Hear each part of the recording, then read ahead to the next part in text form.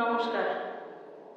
ভারত পথিক প্রাতঃস্মরণীয় ব্যক্তিত্ব মহাপুরুষ রাজা রামমোহন রায়কে শ্রদ্ধা জানিয়ে আমার লেখা একটি কবিতা আমি পাঠ করছি, যেটি কয়েক বছর আগে লেখা।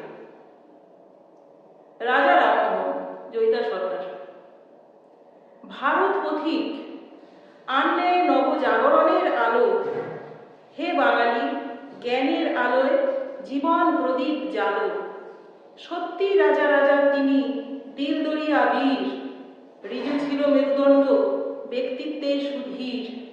অবহেলায় সহ্য করেন মূর্খের লাঞ্ছনা, ব্যঙ্গে ভরা উক্তি শুনেও মানেননি গঞ্জনা।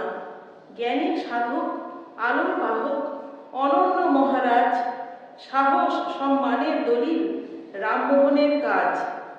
কেঁদে ওঠে অন্তর তাঁর নারীর কান্না শুনে, এগিয়ে গেল স্বদেশ জাতি তাঁরই কাজ ও গুণে। সতীদাহ রদ করলেন বড় লড়াই করে, সংস্কার অনেক টেনে ফেলে দিলেন দূরে।